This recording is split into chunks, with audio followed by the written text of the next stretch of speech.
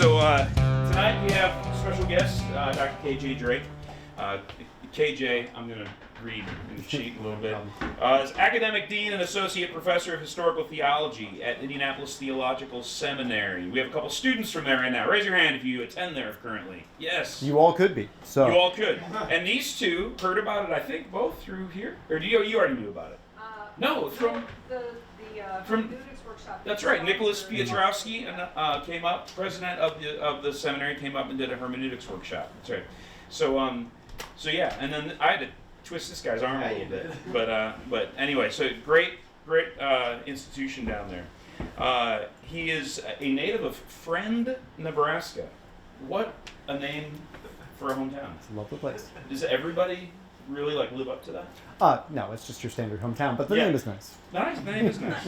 Nebraska people are all quite nice. Okay. Earned a BA in History, Classics, Medieval, and Renaissance Studies in Latin from the University of Nebraska. Attended Covenant Theological Seminary in St. Louis, receiving his MDiv in 2012, and a PhD in Historical Theology from St. Louis University in 2018. And I've had the pleasure of getting to know KJ over the last couple of years, and am thrilled to have him here to talk about St. Augustine and his Confessions. And a quick plug right now is that we are starting tomorrow at noon a reading group on St. Augustine's Confessions. If you are interested in attending and you have not yet got your copy, we will give you your copy. So grab me afterwards if you think you want to do that or have questions about it. We'd love to have you attend it just from noon to 1 on Wednesdays, and we'll just be sitting in a circle and discussing it. So with no further ado, please welcome Dr. K.J. Drake. And I'm going to crank the teaching.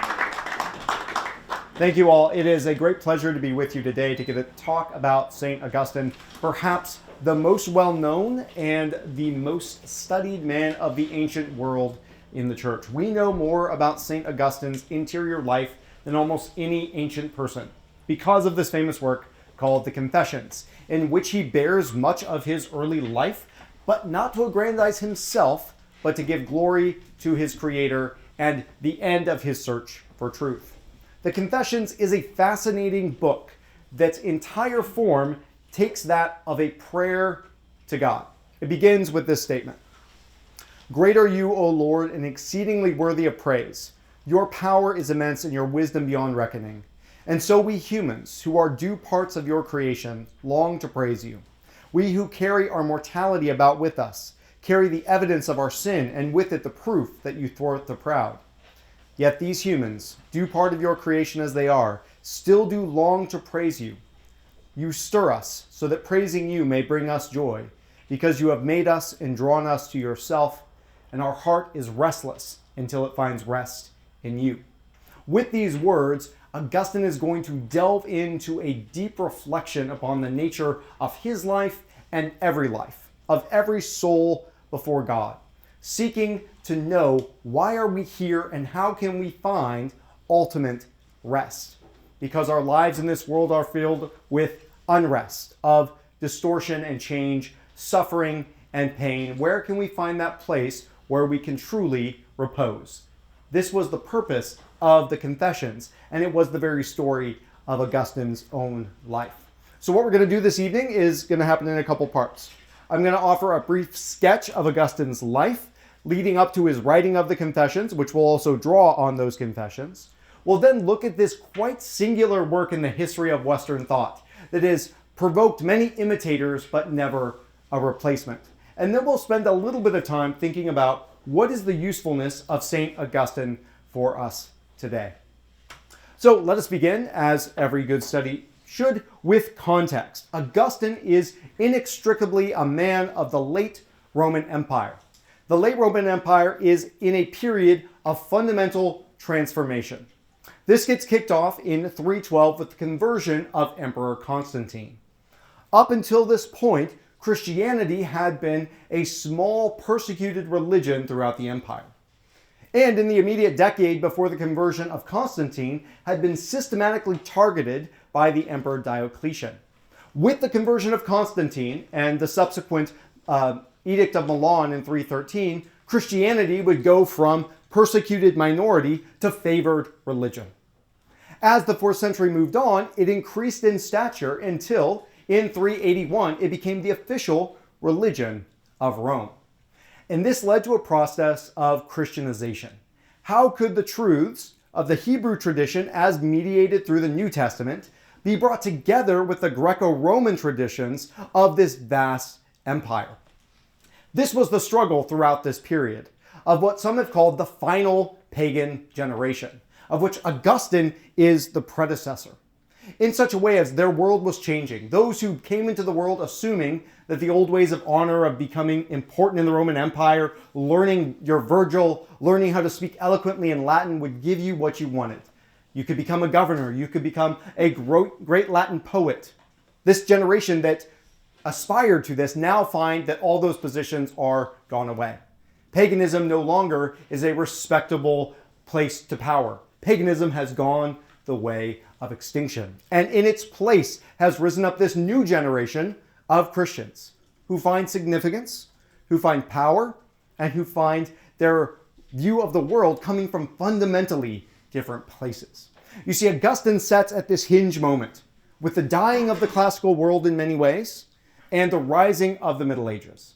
As Augustine lies dying in 430, his city of Hippo is besieged by the Vandals, as the barbarian tribes who will ultimately lead to the fall of the Western Roman Empire are at the gates. So Augustine is a fascinating figure. In many ways, the height of classical civilization and the beginning of medieval situation. To get a sense of where we are, our story will take place in the Roman Empire, primarily in the West. Augustine is a man of North Africa, as we see here, and he will come to faith in the center of power of Italy. Rome at this time seemed like the eternal kingdom. It had stood for over a millennia, but by the time of Augustine's death, it would be crumbling and its glory would be set aside. Augustine is the man who gave the Middle Ages the categories to think through what does it mean to live in a post-imperial world, especially in his City of God, which could be a follow-up to the Confessions reading. So it is into this world that Aurelius Augustinus is born, who we normally call Augustine. By the way, Augustine or Augustine, either one is fine. It's just how you end up learning it. He was born in a small North African town called Thagaste, of no particular importance, in 354. His mother was Monica, who will be very important in the story of Augustine, and she was a Christian, while his father, Patricius, was a pagan. We are told later on by Augustine that Patricius converts on his deathbed, but that is basically all we know about him. So Augustine was born into a family that kind of split this divide in the late antique world between the rising Christian power that is still kind of disrespected and the old pagan aristocracy or nobility. It was through this that Augustine got his first break. One of the men in the town saw promise in the young Augustine and supported him as a patron to lead him into further education. So Augustine was very much a man who tied his livelihood to the old pagan aristocracy, to a way of eloquence and excellence that would be understood going back hundreds of years. And so the bright Augustine had very little time for the faith of his mother, Monica, and actively rebelled against it in every way he could. Memorably, he tells a story in the Confessions that he puts forward as not the pinnacle, but the atypical aspect of his old, young rejection of the faith. And this is the story of the pear tree. He says this: "Close to our vineyard, there was a pear tree laden with fruit. This fruit was not enticing, either in appearance or in flavor. We nasty lads went there to shake down the fruit and carry it off at dead of night. After prolonging our games out of doors until the late hours according to our abominable custom, we took enormous quantities, not to feast on ourselves, but perhaps to throw to the pigs. We did eat a few, but they were not our motive. We derived pleasure from the deed simply because it was forbidden." This is a famous scene in the Confessions, in which Augustine will dwell on for much more pages than this as he reflects on this eating of pears, this seeming youthful indiscretion. it might seem, what is the big deal about some young boys taking pear trees? Have you ever walked by an apple tree and picked one? Did that seem like a particularly heinous crime in your way? But this is actually why he focuses here. The stealing of these pears is not a big deal. But why did he do it? He says, for no reason whatsoever. It was senseless. It was the evil of the act itself that attracted us. It wasn't its heinousness. They sought nothing from it. They didn't want to eat the pears. They had no purpose for the pears. It was sheerly for the joy of doing evil. As he reflects later on, he realizes this is part of the absurdity of sin. That true rationality, doing that which is good and which is right in God's eyes, is the rational thing, but human hearts are turned away from it. And so he reflects on this tree so that we can reflect on another tree, the tree in the Garden of Eden. And this will be a theme throughout. Augustine understands his own life through the windows of Scripture. And we'll actually see themes from Genesis redounding throughout all of the Confessions. After this occasion, he will be sent to school in Carthage. Now, Carthage is the most important city in North Africa during this time. It has an ancient pedigree of being one of the most significant cities in all the ancient world, although it was destroyed by Rome and then built back up. And you can think of this as him going to college in Carthage. That's about as good as we can think of it. He wants to become a teacher of rhetoric in Carthage. And here he will begin to teach. Now, we have to understand why rhetoric was so important in this day. To be a rhetorician was to be a politician, a lawyer, an influencer, and a propagandist all rolled into one. The Roman Empire was an empire of words, and the man who could wield those words to his purposes had power. Augustine wanted to be such a man and train those who sought this same thing. So he would learn the rhetorical skills largely by studying Cicero and others in order that he could have power on his own, gain his way in the world. It's also in Carthage that he moves into a new stage of his life. He takes up with a woman who is not his wife, and she bears him a child, a Deodatus, or godsend, or a gift from God, which obviously would make his mother Monica both happy and struggling. He calls his mother in this period one who weeps with tears for him continually, calling out for him to turn away from his ways and return to the faith of his youth. But he often sets this aside. So for much of Augustine's life, he begins to think of himself as a man of importance who will gain worldly power. But while he's in Carthage, an event occurs that in some ways seems insignificant, but drives the rest of his life. The simple reading of an obscure philosophical work. He records it this way. Still young and immature, I began in the company of these people to study treatises on eloquence. This was a discipline in which I longed to excel, though my motive was the damnably proud desire to gratify my human vanity. In the customary course of study, I discovered a book by an author called Cicero, whose language is almost universally admired, though not its inner spring. This book of his is called the Hortensius and contains an exhortation to philosophy. The book changed my way of feeling and the character of my prayer to you, O Lord, for under its influence, my petitions and desires altered. All my hollow hopes suddenly seemed worthless, and with unbelievable intensity, my heart burned with longing for the immortality that wisdom seems to promise. It is here that Augustine will begin his life's search for true philosophy. Now, don't think of philosophy merely as what is studied in the classroom at university, but philosophy is that love of wisdom, the knowledge of the true way of the world and the way to live in it. It is here that Augustine sees that he must find truth wherever that might lead him, a truth that can guide his life and ultimately bring rest to that restful heart that we saw at the beginning. His first path, though, is one you might not expect. Shortly after reading the Hortensius by Cicero in 375, Augustine joins a group known as the Manichees. Now, the Manichees were a dualistic religion coming from Persia and a prophet named Mani, who had died about 100 years beforehand. This group had become a major influence in Carthage and throughout the Roman Empire, even though they were frowned upon by royal authorities, both pagan and Christian alike. Manichaeanism is dualistic in thinking that good and evil are both ultimate realities. There is an eternally good force and there is an eternally evil force, and they are always in opposition. That good force is connected to the spiritual, while that bad force is connected to the material world. And many in the Manichaeans believed that the kind of good light was trapped in the darkness of matter.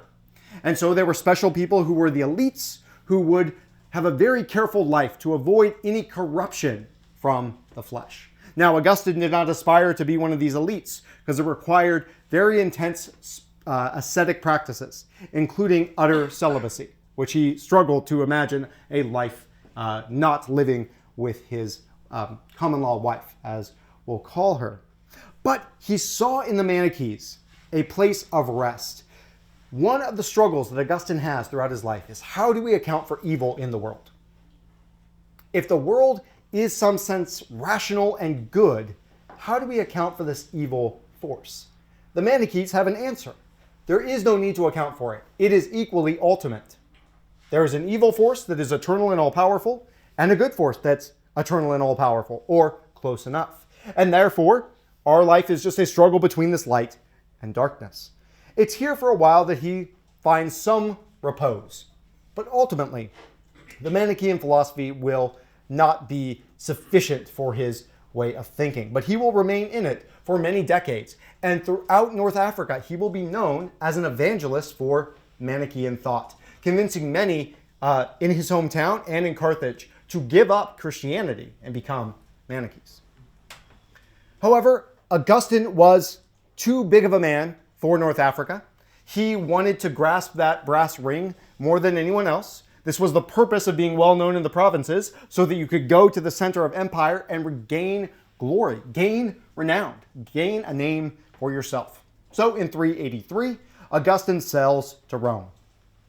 And in Rome, he seeks to advance his career as a teacher of rhetoric. In fact, when he arrives at Rome, he's deeply ill and is actually nursed back to health by the Manichaean community there. While there, he makes connections with a pagan nobleman once again, who decides that he needs to find a rhetoric for the emperor's court. And Augustine is just the guy. You see, this man has just lost a great struggle in Milan, the current capital of the Western Empire, with the Bishop Ambrose. And he kind of wants to tweak Ambrose's nose by not just giving a pagan the role of rhetoric, but a former Catholic and now Manichaean. And so Augustine gets the prized role of the public rhetorician of the court in Milan. Now, at this time in the empire, you think of Rome as the normal capital of the empire. But if you look strategically, it's kind of not in a good place, right? It's down on this peninsula. It is not equal distance on road from otherwheres. So in the late empire, the imperial capital moves north to Milan and later Ravenna. It's here that Augustine goes to be the court rhetoric. What this basically means is he is court propagandist. He is called to write speeches that make the emperor look really, really good on all occasions.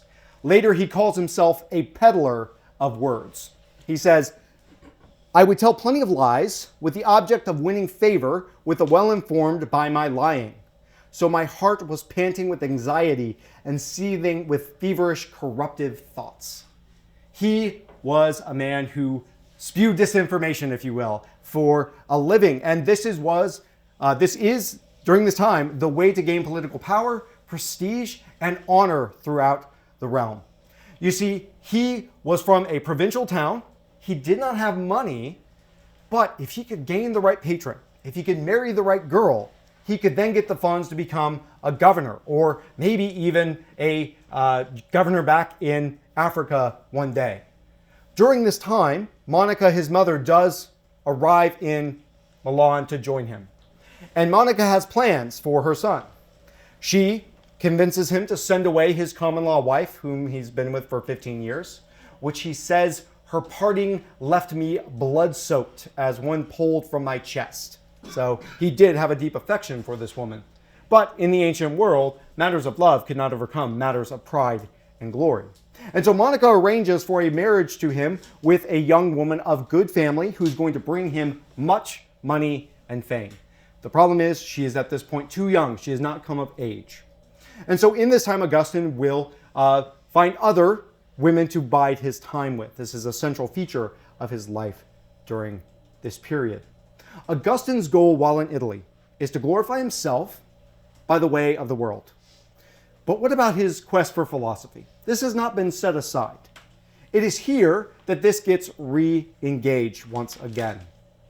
A few years after going to Rome in 386, he will abandon Manichaeanism in favor of what we call Neoplatonism, which is an updating of the philosophy of Plato that's been going on through this period, specifically by the thinkers of Plotinus and Porphyry. Neoplatonism focuses on the ultimate one who created the world, that there is a unity as opposed to a duality that the Manichaeans hold to. Matter is still a problem for them, but it is not inherently evil as it was before.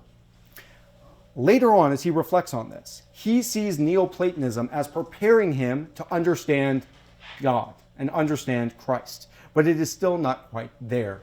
But it does allow him to take one crucial step in his understanding of the world. You see, in Manichaeanism, you solve the problem of evil by saying it's just eternal. It's always going to be there. There is no overcoming it. Neoplatonic thought, following after Plato and several others, have argued, and many Christians follow, that evil should not be seen as a thing. Evil is a lack of a thing. We call this the privation theory of evil. Evil is not a thing, but it is the privation or the lack or the lessening of a thing. This is what he says. Everything that exists is good. Then, and so evil cannot be a substance, but if it were, it would be good. So if evil exists, if it has positive existence, then it would have to be from the Creator and be good. But if evil is understood as the lack of a thing, so for instance, ruthlessness being understood as the lack of compassion, violence being the lack of peace and care, if we understand evil as the lack of a good thing, then the problem of evil becomes something that can be external to the world. It is not an inherent part of reality and therefore can be overcome and can be ended. And so he saw this as a key step as he moves towards greater truth, setting aside the falsehood of the Manichaean beliefs. If you read the Confessions, you'll see it's a little more complicated than that, but I'm not going to take away all the points of the story for you. And he shifts. But this turn to Neoplatonism also allows him to take a new look at the church, which he once had derided, he now can at least investigate. So while in Milan, Augustine will begin attending the sermons of St. Ambrose, the leading bishop of the Western world during this period, a man so powerful he once excommunicated an emperor and won. And Augustine wonders, maybe this guy is worth listening to. Not because he has truth to tell me, but because he's renowned as a great speaker of words. And what is Augustine's role? Except being a peddler of fine phrases. And so he attends, along with his mother, Monica, the sermons of Ambrose, wondering, is this guy going to meet the rhetorical standards that I have set for him? However, he finds in hearing these sermons that Ambrose breaks through some of his preconceived notions of the Christian clergy, who throughout his life he's generally seen as beneath him and of a lower status of learning. But Ambrose, who comes from a completely different class, who was once a Roman noble and who was raised up to bishopric by the people of the city exclaiming his name, is a mental match for Augustine. And so, with the kind of beating of his intellect against the prose of Ambrose, Augustine begins to relook at Scripture and see it in a new light. Not as the stories of old, but stories that show forth eternal truths in history. And it will be this journey that leads him to his conversion. As many have said, Augustine's conversion is the second most famous in Western history, only after St. Paul. And in many ways, one of the most consequential at that. So Augustine begins to read the Scriptures with others who are seekers after the truth, and he does now for the first time in earnest, trying to understand how he could add a deeper sense of reality to his beliefs. After he and a friend have rented a house and they're studying the scriptures together, this as a pitch for reading text in community, he hears a story of another famous person called Anthony of the Desert, who is a famous monk from Egypt. And they hear a story of Anthony being convicted as he stepped into a church with a command to sell all that you own and give to the poor. And Anthony does and becomes the most famous monk in the ancient world and probably ever. Augustine hears this story and understands Anthony was willing to give up everything he had for the truth. And Augustine will not give up his own sense of running his life. And this convicts him, and he runs into the garden to pray. We find ourselves at another tree. He is kneeling under a fig tree, weeping. And he begins to hear from across the garden wall, he says, a voice of a girl or a boy, I cannot say, a repeated little rhyme, tolle lege, which in Latin means take up and read. Take up and read. Scholars have looked for any reference to what is going on here. Was this a well-known game amongst Milanese children during this time? Is this perhaps some sort of, he misheard and they're talking about some sort of chant that they would do when they were shucking grain? Or one interpretation is, well, he's intentionally saying this is an angelic voice because it's neither a boy or a girl. Who knows? We don't know. But Augustine takes this in his time here as a sign from God. He rushes back into the house and he picks up the scriptures. He said, I stemmed the flood of tears and rose to my feet, believing that this could be nothing other than a divine command to open the book and read the first passage I chanced upon. For I had heard the story of how Anthony had been instructed by a gospel text. Now, this is him doing the old open up the Bible, point to a passage, and read your future. Don't do that. That's not good hermeneutics. However, sometimes God uses imperfect means to achieve his ends. So don't do this, but Augustine did. And he's lucky he came across a verse, or providentially so, that changed his life in the course of Western thought. Opening the book, he arrives at Romans chapter 13, verses 13 and 14, challenging the one thing that Augustine could not give up, his life of sensual pleasure. It says, not in dissipations and drunkenness, not in debauchery and lewdness, not in arguing and jealousy, but put on the Lord Jesus Christ and make no provision for the flesh or the gratification of desires. See, this is what Augustine saw as his great struggle. He wanted to gratify his desires and not the desires of the Lord. Yes, this was about sexual gratification for him, but it was so much more. He wanted a life on his own terms, not on the terms of God. And so he sees this verse and knows that he must put aside his own desires, his own pursuit of fleshly gratification, and rather put on the Lord Jesus Christ. As he says, I had no wish to read further, nor was there need. No sooner had I reached the end of the verse than the light of certainty flooded my heart, and all dark shades fled away. Augustine sees this. Notice this light piercing here. There is an invocation, I believe, of the conversion of Paul on the Damascus Road as well, a light piercing. He sees this as an act of divine grace, pulling him from a life that was apart from him into a new life, a new creation to walk further. Having this amazing experience, he actually spends up time in spiritual retreat with several friends who were also catechumens at the time, and his mother Monica. And there they will engage in many dialogues, understanding the truths of Scripture that they have just undertaken. We have many of these works, and they are some of his earliest engagements. Augustine is always doing his truth-finding in community, hearing what others say. And it's here that he actually sees that his mother, far from being just kind of woman who raised him, also had a brilliant philosophical mind that he could come to appreciate. After this period of spiritual repose, Augustine and his son, Adeodatus, would go and be baptized by Ambrose in 387. And this would set Augustine on a completely new track. He gives up his position as court rhetorician. He does not want to be a peddler of words any longer. And he decides that his goal is to retreat from the world. He's going to enter into holy leisure, or a religious repose.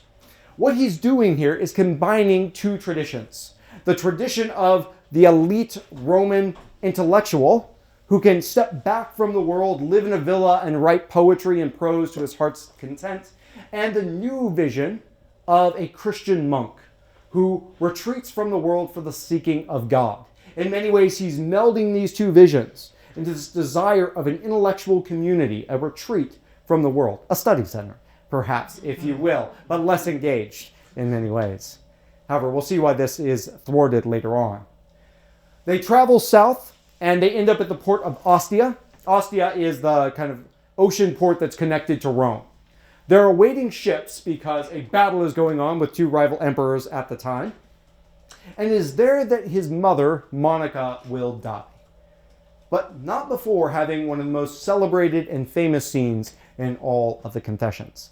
This is called the Vision at Ostia, in which, as his mother and he converse about the eternal truths of God and the happiness of the divine, they say that they grasp, in some sense, a vision of all truth in God. That it is fleeting, that it is not complete, but there's a sense in which they know that their hearts can be at rest. And Monica actually says, there is nothing in this world that pleases me anymore. Now, this is a recollection, and he notes that these were not the words exactly said, but it was the sense, this mystical vision of unity here. He says, forgetting what lay in the past and stretching out to what was ahead, we inquired between ourselves in the light of present truth, the truth which is yourself, what the eternal life of the saints would be like. Eye has not seen, nor ear heard, nor human heart conceived it. Yet with the mouth of our hearts we opened wide open, we panted thirstily for the celestial streams of your fountain, the fount of life which is with you, that bedewed from it according to our present capacity, we might in our little measure think upon a thing so great. What he is saying here is they open their mind to the ineffable stream of divine truth, the one who is truth himself, and they got a taste of divine reality.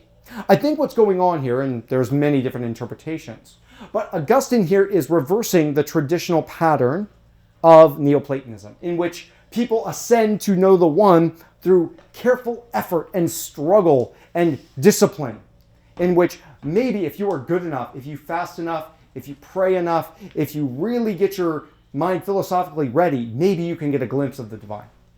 But here, this is given as a chance blessing to a man and his mother having a conversation about Scripture.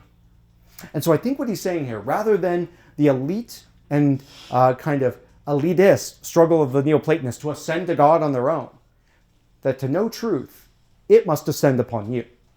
That rather than seeing a struggle of ascent, we can know truth because truth has descended to us and by grace takes us back to himself. And you'll see that as a theme throughout these readings. And so this is a fitting goodbye to his mother who birthed him, who prayed for him, who wept over him for years. Now, Monica is not perfect, and you'll find that in the text. She has her faults. But this vision in Ostia, I think Augustine sees as a fitting memorial to the woman who first told him about Christ and who finally gave him rest as they sat at this port awaiting more. From there, he will make his way back. He's already gone down to Ostia. He will return first to Carthage and then to his hometown at Thagaste. Once again, seeking this repose to go about his books, to read and enjoy a life of holy leisure. However, the times would not allow such a thing. His learning was necessary for another task. The church in Africa needed leaders. They needed those who knew the scriptures, who could argue against false belief, and who could present a compelling case of the gospel as the world was changing all around them. So in 391, Augustine was basically forced into the priesthood. For some time, he would avoid going to towns where they had no priest, because one ancient custom in the church was, if you found a guy you wanted to be your pastor, you basically hauled him to the church and pronounced his name and said, this guy's our pastor now. So Augustine would studiously avoid cities without pastors, fearing to be press-ganged into the ministry. Shortly thereafter, in 395, Augustine will be elected bishop of Hippo, being set over the entire church here. Hippo being a small city of about 30,000 people, on the coast of the Mediterranean Sea. Even this election to bishop was rather irregular. You see, bishops generally have to pass away before you can elect their successor. But the bishop of this town desperately wanted Augustus to succeed him. So he had him approved irregularly as a co-bishop for a number of years, which was kind of fishy in many ways. That's actually maybe one of the reasons the Confessions was written in that. But it would be here at Hippo that Augustine would start the next large phase of his life. He would serve at Hippo for 35 years, and there, as we'll talk later, he wrote innumerable books and engaged in not just normal church life, but also active polemics against false teachings of many different strides.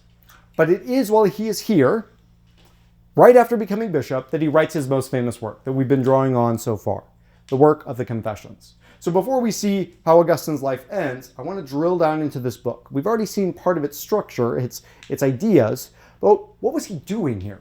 Why would he tell this story? We can start with a couple things. So we can begin with the title. When you think of Confessions, you probably have the wrong idea.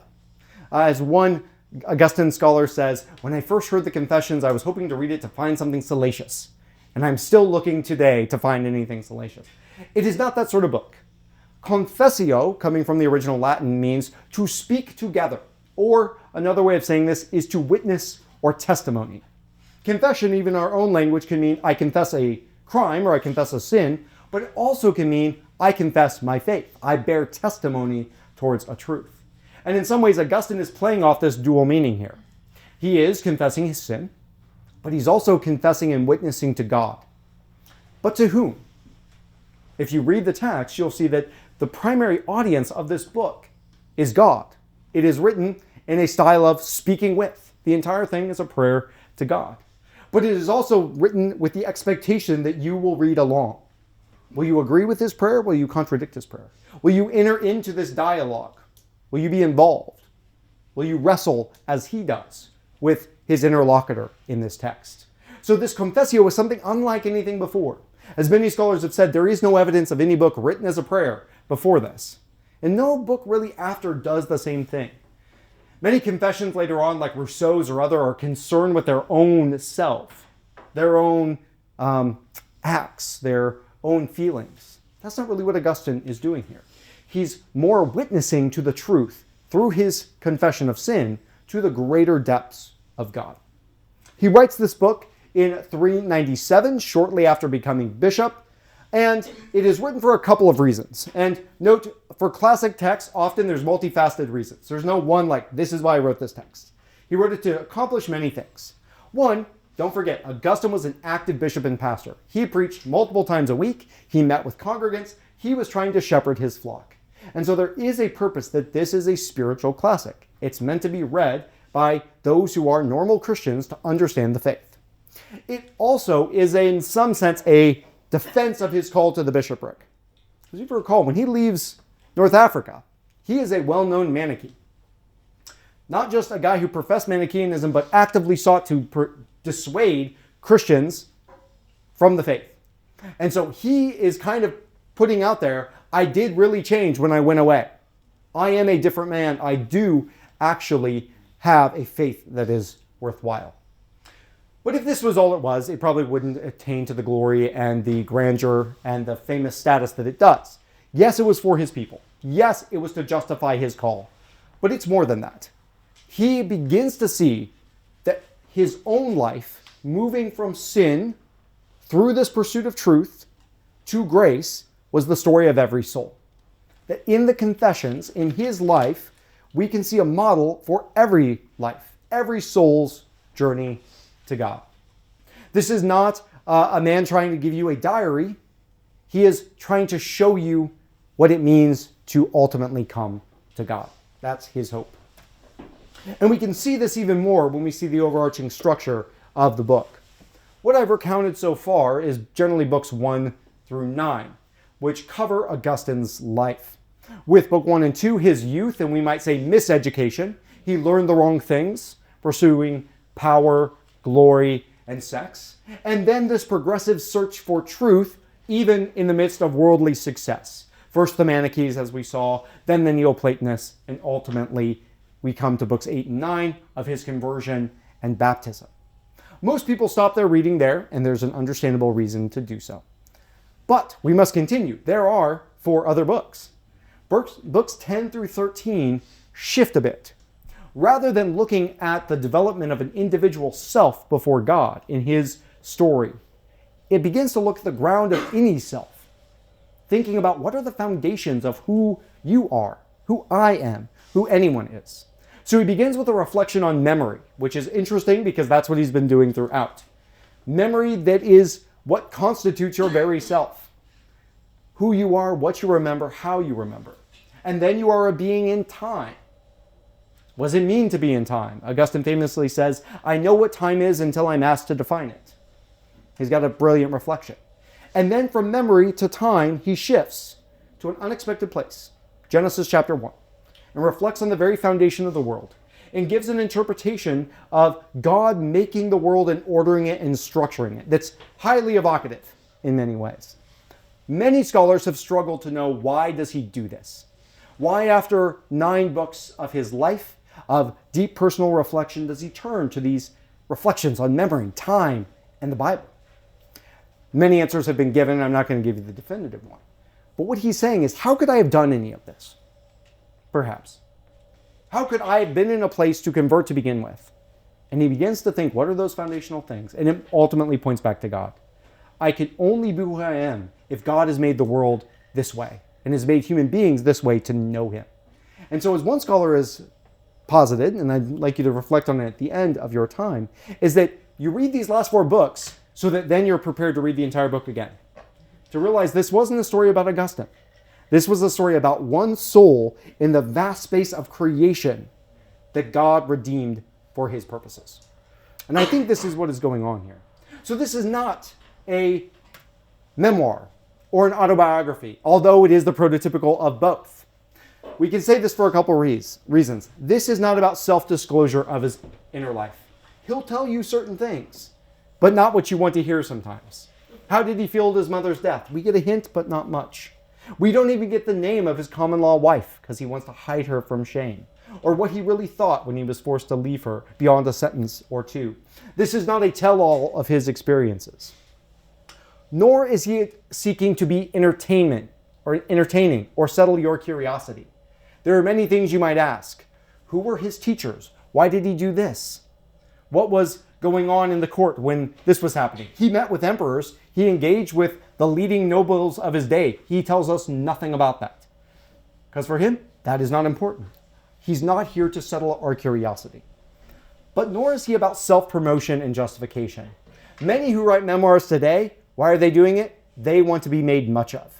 They want to be seen as important and influential. Augustine is not the hero of his story. He is a failure time and time again. There are more times he talks about his sin than his success. His success is a backdrop that is largely the problem, not the solution. So while many modern autobiographies or memoirs are about these things, Augustine's is not. Rather, he is setting forth in this his whole life as a testimony to God and a confession of his sin, so that you too might understand yourself. This is, in some sense, a mirror. By looking at one life well reflected upon, you can see a deeper sense of your own. And this is what he himself was doing. Something that some people miss when they read the Confessions is that this is an older man reflecting on his younger self. Augustine is well into his middle age when he begins to write about his youth. He's not doing this contemporaneously. And so you have 2 strands going on. You've got the Augustine in the text who's thinking and doing these things. And then you have the Augustine, older and wiser and more mature, narrating and reflecting on this past. As I read this and prepared again for this talk, I realized that the first time I read, I was much more in the young man, reading about a life ongoing. And now I'll just say the middle-aged reflection on earlier life struck a different chord with me in this time. As one scholar put it, it is one constantly senses the tension between the then of the young man and the now of the bishop. I would invite you to look at that as you go through. Within this text, we see numerous themes that challenge us and weave together into some sort of overarching understanding of God and the self. So major themes we've hit before. There is the striving after truth. Augustine wants to know what the world is really like and how he can be one who puts his life in line with that truth.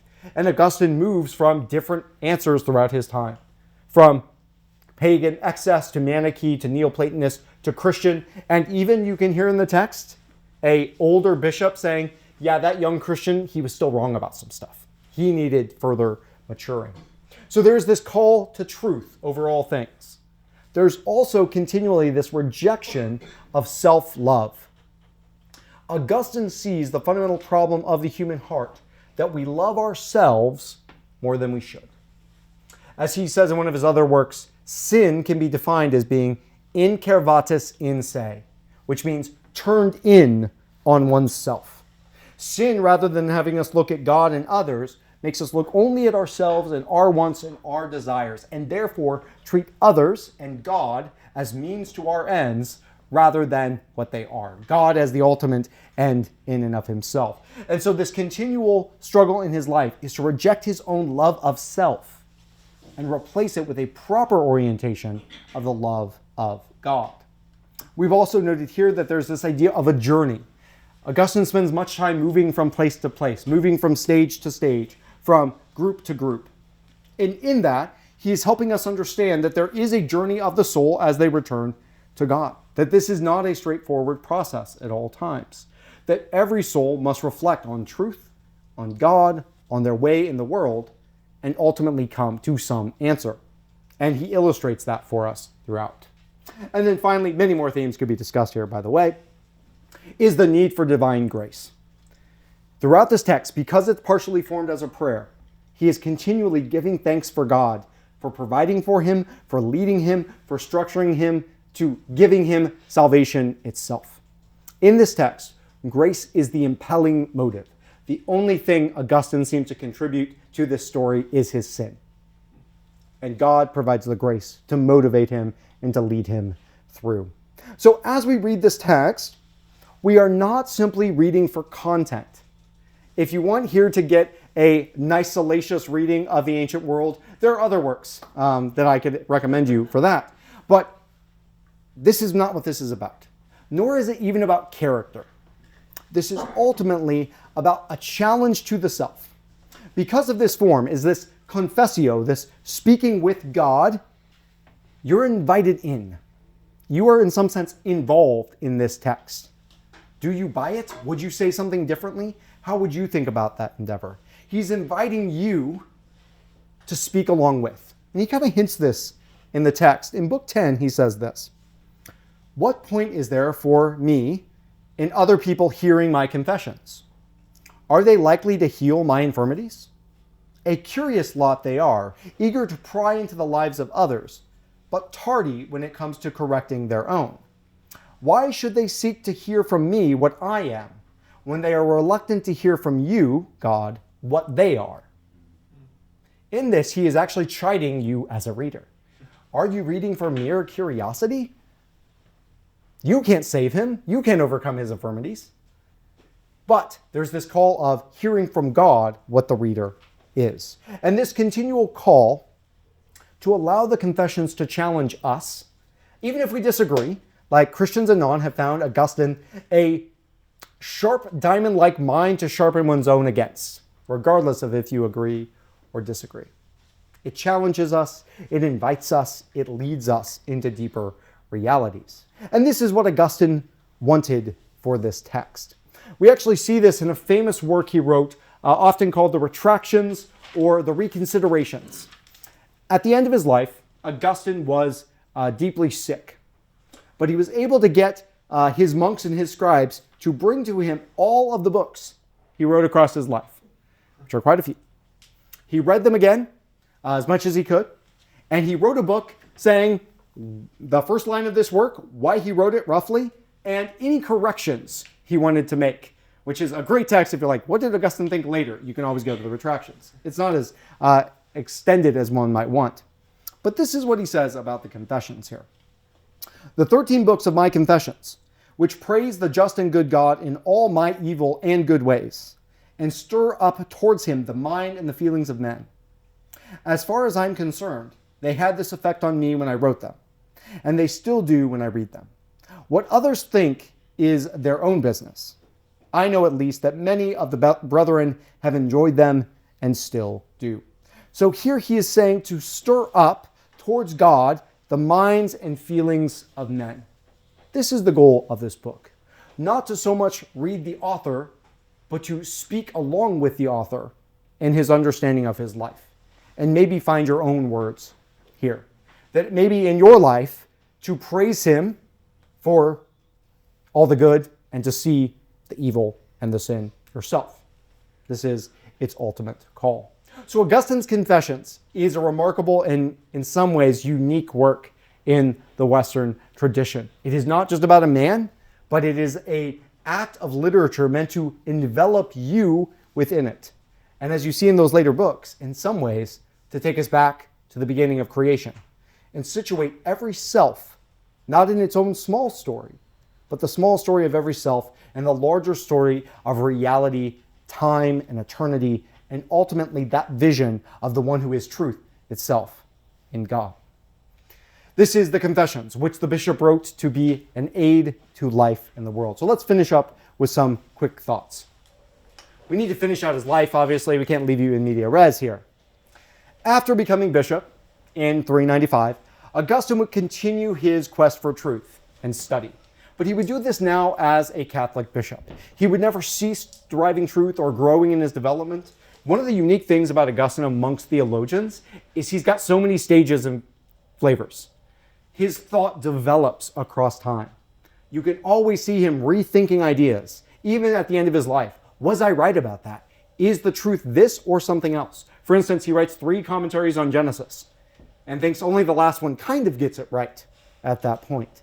And so he'll spend much of his life reflecting upon Scripture and engaging in the act of a bishop, regularly preaching to the congregation, administering the church throughout Hippo and beyond, writing extensively against heresies or false teachings, and corresponding with significant figures throughout the world. So he was not a hermit, but a man engaged with a vast variety of projects and intentions.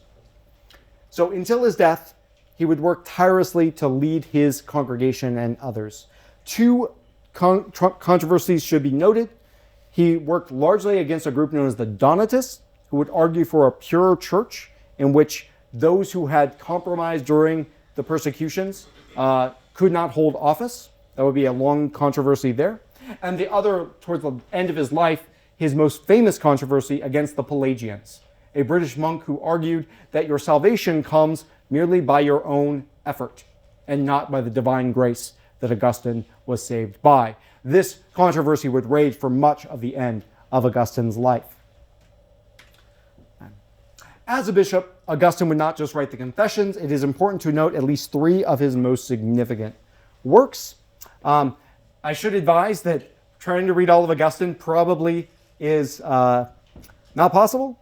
Isidore of Seville, a scholar 2 centuries later, said, "Any man who tells me he's read all of Augustine I know is a liar." It's estimated that he wrote 5 million words, which is over 10,000 pages during his life. Quite massive. So just know, Augustine wrote more than you probably will read in your life. That's a very sobering fact. But his most well-known are at least 3 works. One on Christian doctrine, or De Doctrina, written the first part in 397 when he first became a bishop, and a 4th book later on, which reflects on the nature of theology, how to understand and read Christian scripture well. It's a famous and very well engaged text. The other 2 are much longer works that are lifelong projects. The first being called The City of God, which you can see here he wrote over 13 years. This book began after an event in 410 in which Gothic tribes sacked the eternal city of Rome. And North Africa and Carthage were flooded with refugees, largely former pagans who were blaming the fall of Rome on this new Christian religion. And rather than giving a simple apology, which he does in the book, Augustine decides to re-narrate the history of the entire world in the city of God and say, do you know what? It wasn't the Christians' fault, but the empire doesn't actually matter all that much anyway. What matters is the city of God, defined by love of God, not the city of man, defined by love of self. History is really this outworking of the city of God against the city of man. And he narrates that from Genesis to the end of time, including all of Roman history in between. Fascinating work, about that thick. It's probably on the shelf here. Yeah, 1,200 pages. I would advise have a guide. It needs a lot, but it is worthwhile engagement.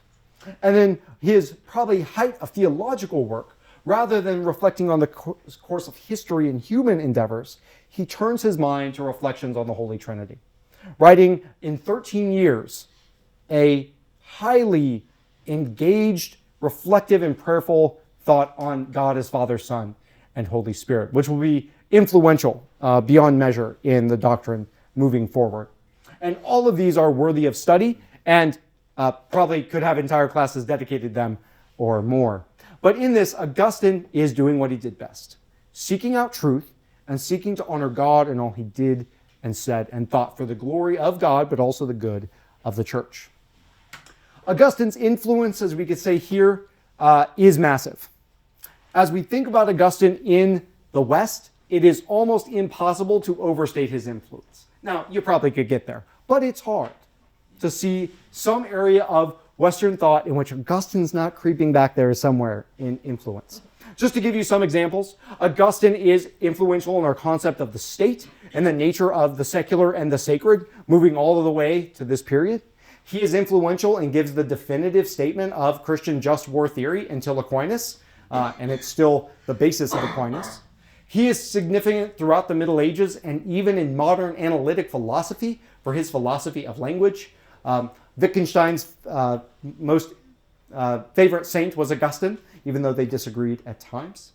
Theologically, Augustine is influential on our understanding of the nature of the church, the sacraments and ordination, original sin and the nature of humanity, and the need for divine grace. At the time of the Reformation in the 16th century, as Roman Catholics and Reformers are debating, as one scholar has rightly said, it's Augustine versus Augustine. It's Augustine's doctrines of grace versus Augustine's doctrine of the church.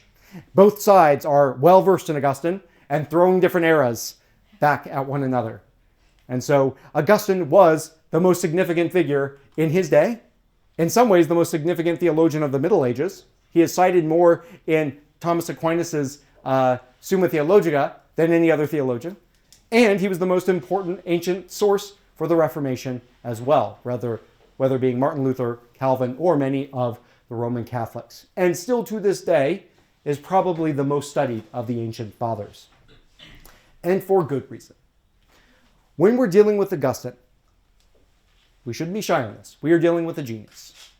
Whether or not you agree with him or not, his abilities with language and thought dwarf most of us. But he never uses it to talk down to his audience, but in a hope that he can bring you to a higher understanding of yourself, the world, and ultimately God.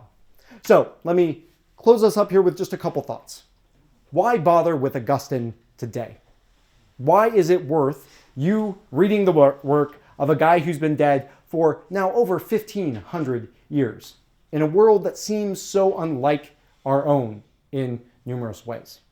Well, first, I do think Augustine pushes us hard to struggle for truth to solve our restless soul. I think what he sees that is accurate and is taught by many throughout history is that humanity needs to find something unchanging and stable to give meaning to their lives. Life is filled with change, struggle, suffering, betrayal, and pain. You need a stable foundation over in which to engage with that. Ancient philosophers knew that, from Plato to Aristotle to ancient religions. Augustine is giving us a call. The restless soul can only be satisfied with truth. But this pushes against other things. It can't really be satisfied with human achievement. It can't be satisfied with mere success. It can't really be satisfied with needless pleasure. It can't be satisfied by just pretending there isn't a problem after all. which is, I think, one of the go-to answers of most people in our day. Let's just not think about big things. Death is someone else's problem at some point. Let's just focus on the now. Augustine won't let us do this. He calls every person to be serious about seeking truth, and that's got to change how you live. And this is a positive truth. That's another thing that I think it challenges us. Many who call themselves truth tellers today merely are debunkers or contradictors. It's easy to say what's false. It's easy to say what's not true. But what is true? What is worth living for? What is worth dying for? What is worth building a life on?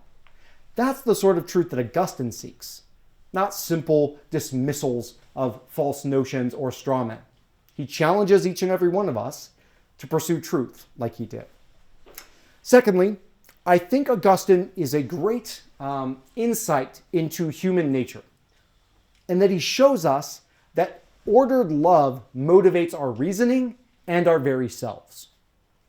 To quote Nobel laureate Bob Dylan, you got to serve somebody, and that defines who you are. That's what Augustine saw.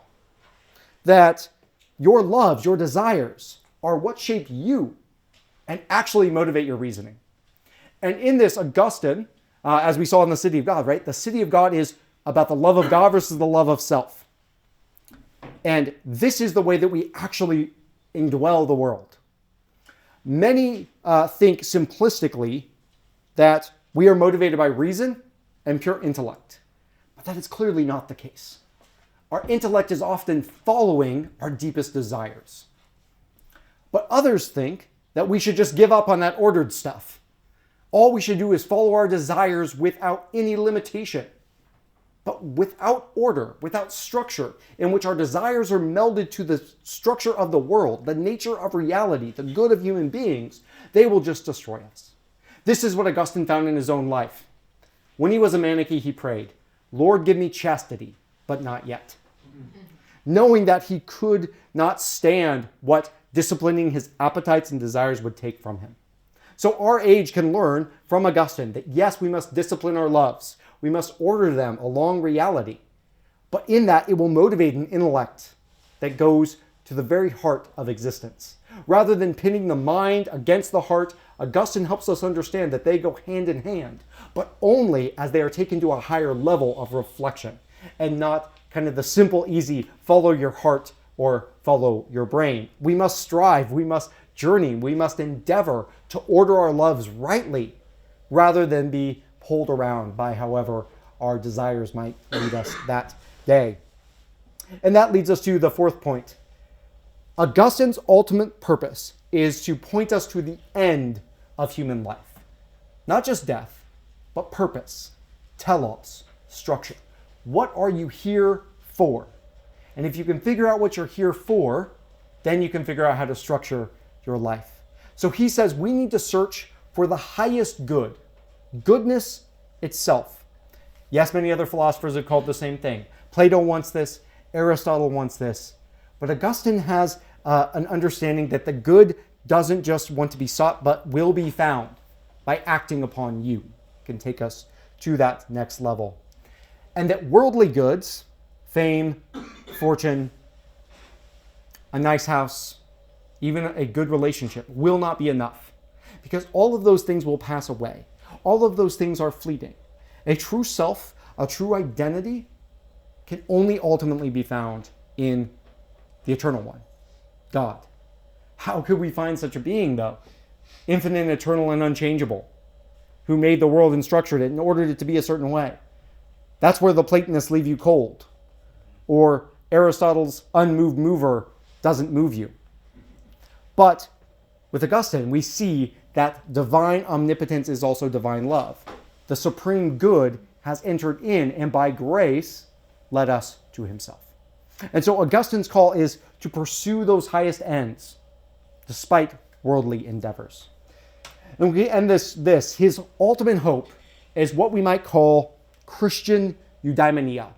In Greek, eudaimonia means happiness. It's what all the ancient philosophers called us to pursue. You see, happiness is what we pursue for no other end than itself. But what can bear such a weight? what can we possibly seek for no other purpose but to seek it? Augustine finds this not in some abstract notion of the good, in some sort of rare pursuit of virtue, or in the mythology of the Manichees or otherwise, but ultimately in a knowledge of God. In the City of God, he ends it this way. We pursue him with our love, so that when we reach him, we may rest in perfect happiness in him, who is our goal.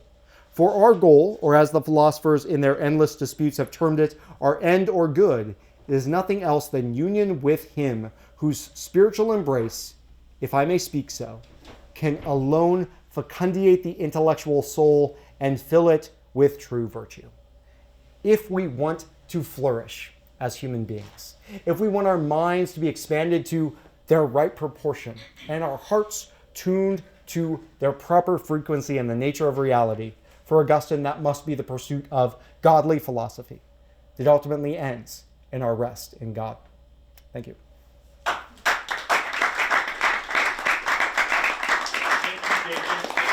Are we good for some questions? Totally. Awesome. Well, we take a, if you want to get or a little refreshment or something, we won't take a formal break, but we can, you can feel free to move a little bit here and have some questions, and then let's ask some questions. Oh. That's fantastic.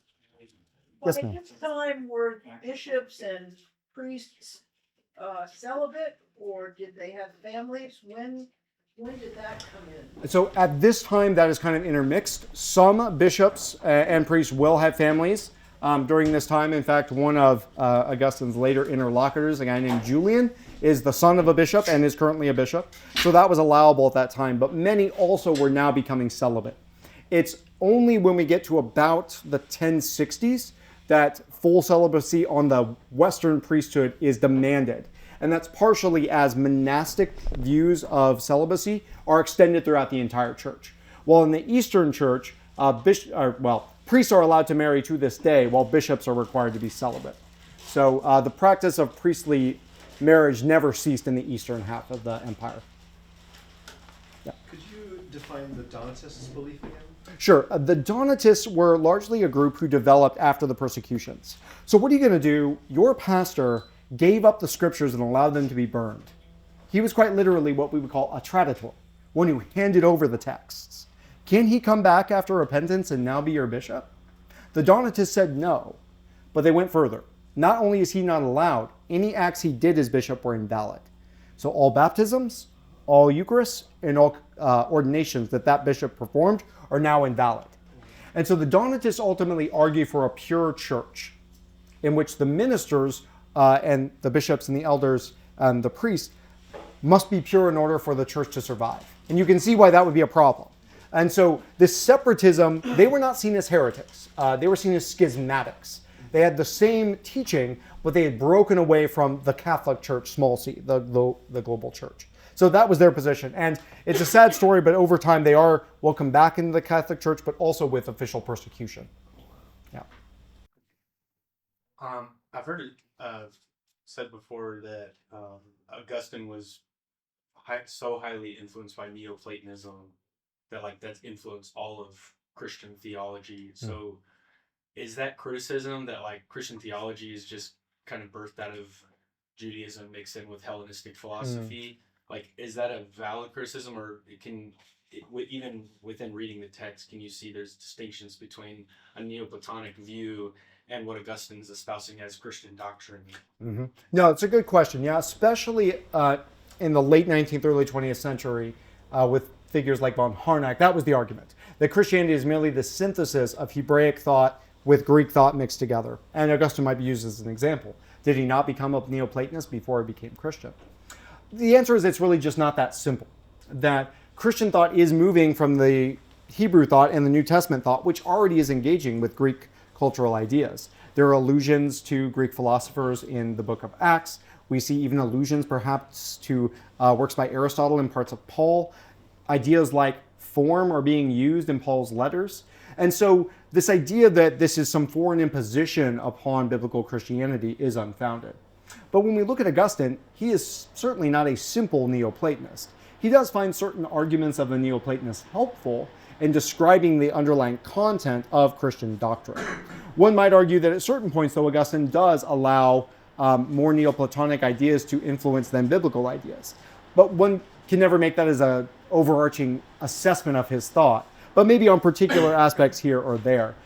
What's going on here is the very distinct content of Christianity, the life, death, resurrection of Jesus Christ, and the implications of the triune God that we can derive from Scripture, have to be articulated in some second-order language. You've got to describe it somehow. And ready to hand from Augustine and others were Neoplatonic concepts. But those will be radically transformed by their use in Christian theology. So Augustine is a Christian Platonist, but the emphasis should be on the Christian and only secondarily the Platonist. Later on, when we get to Aquinas, he's going to take Augustine's Neoplatonism, combine it with a new Christian Aristotelianism to create a new synthesis.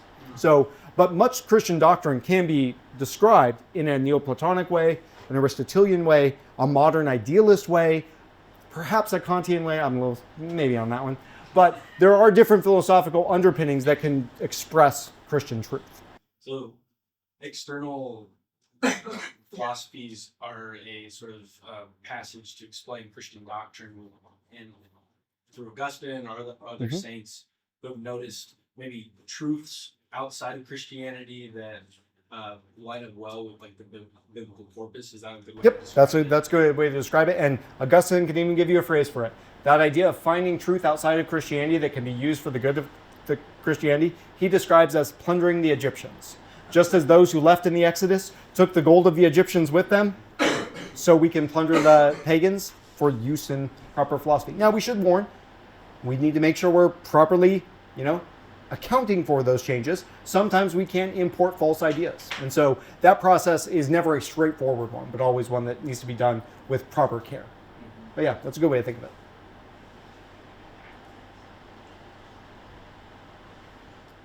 Any other questions? I have a pedestrian question. That is completely fine. So he lives with this woman and has a child out of wedlock, and it's easy through a Christian lens or modern lens to ascribe a sense of scandal to that. But how would that have been accepted or not accepted? Yeah. That's a great question. So in the Christian church, this would have been seen as a scandal, but less so because he wasn't a Christian at the time. He had rejected the church. Now, by the time he does get welcomed into the church with baptism, he has put her aside. And so there isn't that detriment. But what he was doing in light of ancient Roman practice was completely mainstream. The reason he didn't marry her, as far as we can understand, was likely a class difference. So a man of a certain class could not marry a woman in a lower, so he was Roman nobility of some sort. You could not marry a commoner. And also there were pragmatic ways of this, right? So this was a practice called concubinage, in which they would kind of be a wife, but not with the official privileges thereof. So their children would be legitimate, but they would not have the role of wife. And this in some way was for a man to, a powerful Roman man, to have kind of his cake and eat it too. He could have the woman that he cared for or was sexually desirous of on the side, while having a respectable wife who might gain him political advantages as his actual kind of official wife. And so this was a practice well known in the Roman world, and he would have not been seen in the circles beyond that as anything remarkable for being in this arrangement. What does his son go on to do? Oh, yes. His son sadly dies at 19. Oh dear. Yeah, it's mentioned in the Confessions, but this happens after some of the stories. He gets quite ill when they move back to Thagaste for a time and passes away. It is a very dangerous time. Augustine lives to the ripe old age of late 70s. I can't remember exactly off the top of my head. So if you lived past your young days and didn't get a disease, you could live a long time. But communicable disease were very deadly in this period. Yeah. What do we need to watch out for when we're eating Augustine? Ooh, that's a good question. One thing, a modern tendency is to psychologize when you're reading him, trying to get underneath what he's saying. He doesn't really play those games. So he's explaining to you what's going on, and you should probably engage with him there. The other is thinking of him like a modern. He seems so near to us. And some have even gone as far as say he's the first modern man we know because of his self-reflection. I think that's not true. But remember, he is a man 1,500 years in your past. When we read him, we can be tempted to recalibrate his thoughts to our day. And that part of that's unavoidable. But I think we get the most of him if we let him be that kind of foreign reflection that challenges us. Because when we begin to read into him, right, we've now neutralized him in some way. So that would be two thoughts there. It's a great question. Follow up. Yeah. In what ways are the confessions particularly, or the confession most frequently abused, misused? We need to watch out for out in the world. Yeah, I think their misuse is generally what I said of reading them for content and character instead of kind of enjoying the ride. If you're like, I was expecting like really thrilling things, and why didn't I get my car chase? And like, oh, that's a kind of pedestrian thing to think of.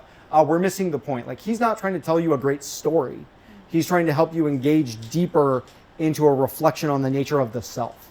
And so, yeah, I think that is the thing. If we read it merely as a kind of modern autobiography, you're going to be disappointed. But if you kind of let it be what it is, yeah, you'll get a lot more out of it. I think that'd be the main struggle. Grant, did I see a hint? Yes. Yeah.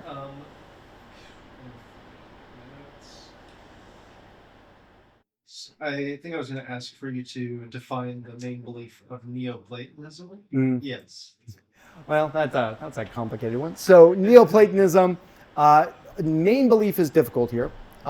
Neoplatonism is an updating of the philosophy of Plato, specifically by a man named Plotinus in the 4th century.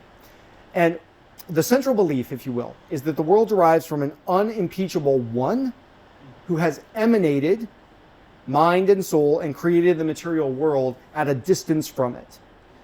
The further we get into materiality, the further we get from the one.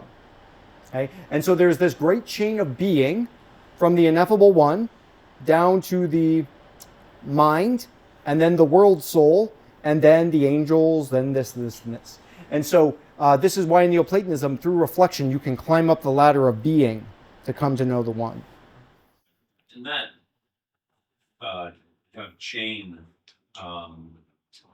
the chain of being that you're talking about, that holds sway all the way up until the Romanticism. Yeah, in many ways, it is Christianized to have the triune God at the top. And so the Neoplatonic chain of being is conditioned, I would say, by the creator-creature distinction coming from the biblical foundations. So in Neoplatonism, this is all of one, right? And so there is a sense where we metaphysically participate in the divine one by our soul now. And there is a sense of the return of the soul up this chain of being if it's properly prepared to the one. And that narrative is distinct in Christianity with its teachings of the needs of salvation, redemption, and the complete metaphysical distinction between God and his creation. But yeah, the influence of that kind of idea of a chain of being does exist, but is modified. Yeah, you can take my history of philosophy class next semester. Does he maintain a Neoplatonic anthropology, or does he move back to Hebraic anthropology? So he definitely has, let's say he has a Neoplatonic anthropology conditioned by biblical revelation. So he does believe in a clear distinction between a metaphysical soul, an immaterial soul, and a physical body, with personhood largely residing in the soul. However, because he's being conditioned by biblical revelation, he does not believe that an afterlife or a human being can be understood merely as a soul. So in Neoplatonic thought, you're really just a soul. You're kind of trapped in your body. That might be more of a prison or less of a prison, depending on which figure you're thinking of. And Augustine kind of gets that. He does see the body as pulling us down in many ways. However, he can't do away with the body entirely because he wants to read the New Testament well. And it clearly talks about a resurrection of the body. So he does have a place for human embodiment, ultimately, in the constitution of a human being, rather than that embodiment being the problem, right? So that would be my quick answer to that. I attempt to anyway. one more question. Yes, sir. I've noticed that Stoic philosophy has kind of had a resurgence in recent days. I was curious about how much of the schools of Stoic thought were going on at the time of Constantine, and how much there was any schools of those thoughts that were still around, and maybe were rivals to the Neoplatonism. Yes, so Stoicism, which is a philosophy that develops in the Hellenistic period, so roughly 2nd and 3rd century BC, has its kind of heyday in the 1st and 2nd centuries, specifically when you get to Marcus Aurelius and his Meditations, which are written in the middle of the 2nd century AD. When we get to this time, Stoicism is kind of a spent force. It's still around. There's still many people engaging with it, but Neoplatonism is kind of the new up-and-coming philosophy. One of the advantages of Neoplatonism over Stoicism in this era is that Stoics are materialists in some sense. So that doesn't mean they're like modern materialists who only think that there is like what we can see, but they think the divine is also a matter. Okay? And actually Augustine encounters this in his text. But if God is material, how can he be everywhere? Because then we'd have the problem of two material things occupying the same space at once. He has when you read it, there's an analogy about a sponge that gets at this idea at some point. But so at this point, this idea that the divine or the ordering structure, the logos of the world, is a material thing, like a special matter, like an ethereal matter, is largely going away in favor of philosophies that kind of emphasize the world as two types: matter, physical stuff, and immaterial things like souls, angels, and the divine. And so, yeah, there is still Stoicism around, but the resurgence of Stoicism, just to kind of note that, is largely based on its ethics, and its ethics of apatheia, right? Which makes sense. So Stoicism develops along with another philosophy called Epicureanism in this age where Alexander has conquered the world. Old certainties have been overthrown. You now have to be part of this cosmopolitan empire, and you don't have a lot of control over your life. So you focus with Stoicism on the one thing you can actually control: your own internal responses, right? And so you focus on mastering your mind and letting everything else go away. And I think there's a clear reason why, in an age of uncertainty and an age where ultimate meaning seems to be lacking, that people fall back to a Stoicism that says, well, all I control is my own reaction to things. Let's focus on that. But there are good reasons to think that that's an insufficient philosophy. Even one might say Stoicism is always cope. But, yeah. Good. Thank you again. Thank you all. It was a pleasure to be with you. Please stick around. I'm sure they're here to be happy to answer any other questions.